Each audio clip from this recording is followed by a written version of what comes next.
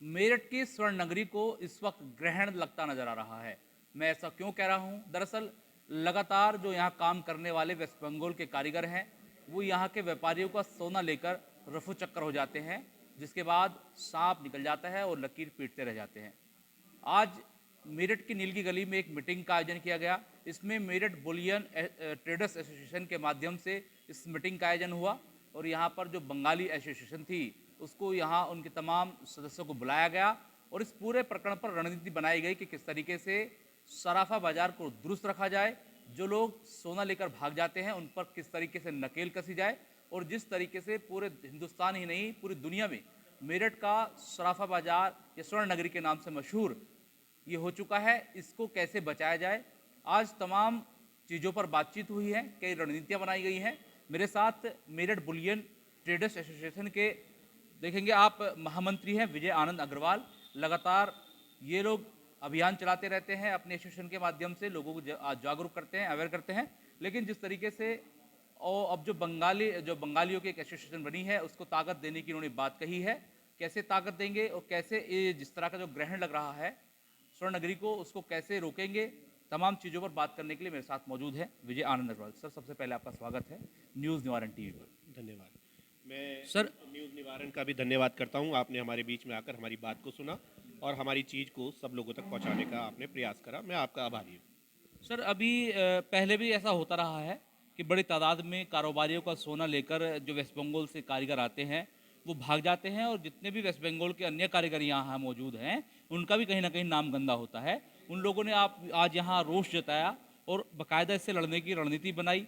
इस बार जो कार्तिक नाम का कारीगर भागा है, सर कितना माल लेकर वो भागा है, उसको पकड़ने के लिए क्या तैयारियां की जा रही हैं, किस तरीके से पुलिस का सहयोग है और सर क्या रणनीति आप बनाई है आज आपने मीटिंग के माध्यम से?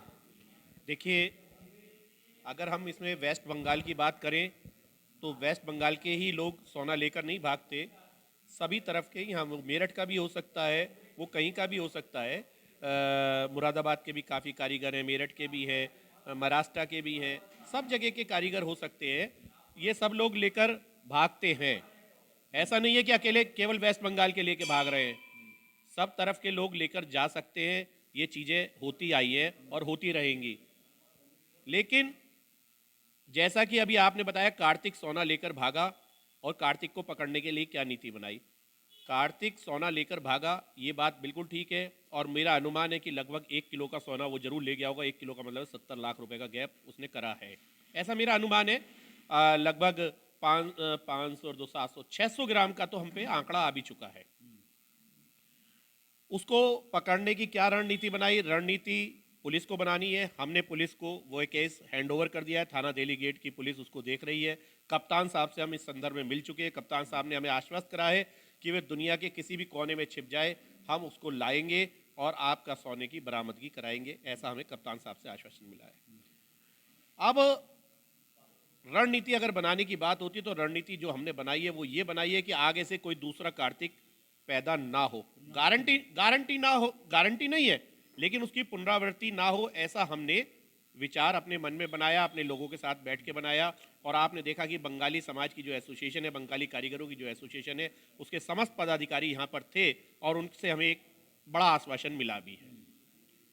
सर अब ये बताइए, मैं सुन रहा था, खुद मौजूद था, वेरिफिकेशन का एक मामला यहाँ पर उठा है।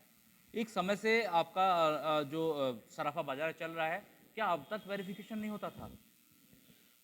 हाँ, पहले कुछ प्रयास हुए लेकिन युद्ध स्तर पर प्रयास नहीं हुए। अब हमने ठान लिया है, यह प्रयास होगा, युद्ध स्तर पे होगा, वेरिफिकेशन होगा, 100% होगा, ये 100% होगा।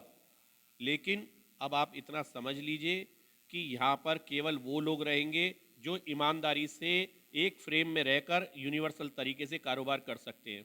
उन लोगों को यहाँ से जाना पड़ेगा जिनके मन में जरा सी भी बेईमानी है, जिनके मन में छल या कपट है, जो सोने को देखकर सोना लेकर भागने की योजना बना रहे हैं।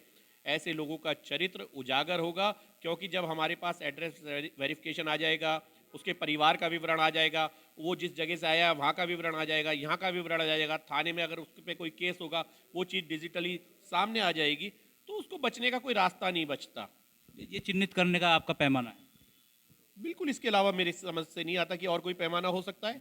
जब तक उसका चरित्र ही नहीं पता होगा कि वो हुगली का रहने वाला है और हुगली के थाने में उस पर कोई केस लिखा हुआ है, तो हमें यहाँ बैठे थोड़ी पता चल जाएगा। अब वो पता कैसे चलेगा? दोनों पुलिस आपस में बातचीत करेंगी, वो डाटा वहाँ भेजेंगे, वहाँ से डाटा यहाँ आएगा, उसका क्लियरिफिकेशन आएगा। ये सारी चीज़ें जब होंगी, और जब गारंटी भी, इसके बीच में एक सब्जेक्ट और जोड़ा है कि जब हम उसका एड्रेस वेरिफिकेशन करेंगे, उसका पर्टिकुलर एक आदमी का नाम लिखेंगे, तो उसमें एक गारंटी भी लिखेंगे कि भाई तेरे पीछे गारंटी किसकी है। जब ये चीज़ें सब सामने आने लगेंगी तो आप ये समझ लीजिएगा कि लोग जो हैं धीरे धीरे धीरे धीरे धीरे धीरे धीरे धीरे साफ होने लगेंगे, जो गंदी मछलियां हैं वो तालाब में से छटने सर लगेंगी। आपने एक बात और कही, जो सोना लेकर यहाँ से वेस्ट बंगाल चले जाते हैं, वहाँ से सोना ला पाना बड़ा मुश्किल होता है। आपने गवर्नमेंट को लेकर भी एक टिप्पणी की थी सर, क्या आप मानते हैं इसको लेकर? देखिए, पश्चिमी बंगाल की कानून व्यवस्था पूरी दुनिया के सामने इस समय प्रश्न चिन्ह लगा हुआ है।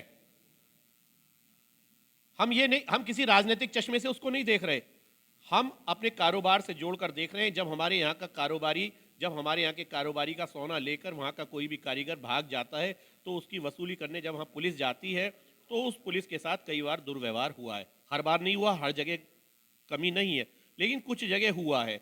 तो उसका मैं समझता हूँ वहाँ की लोकल राजनीति जो है, कहीं ना कहीं उससे भी वहाँ का जो प्रभाव है, जो एक जिसको कहना चाहिए, कुछ क्षेत्रों में ज़्यादा गुंडागर्दी है।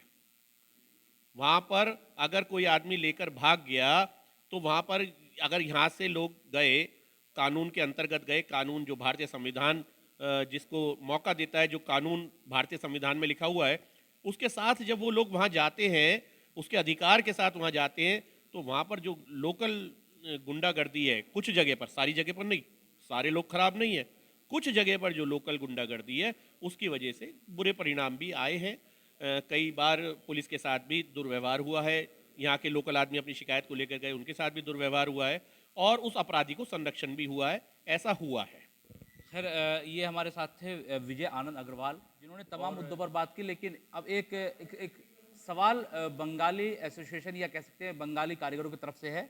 सर ये बताइए, जिस तरीके से जो बंगाली कारीगर होते हैं, ये सब लोगों का माल बनाते हैं, भाग भी जाते हैं, कोई दो राय नहीं है, लेकिन इन लोगों का आरोप ये भी है कि इनका जो ये सोना बनाकर देते हैं, उसका पेमेंट समय पर नहीं आता है। कई व्यापारी मारने की कोशिश करते हैं या मार भी लेते हैं। इसको लेकर के सर क्या रणनीति है? देखिए, व्यापारिक धारा है।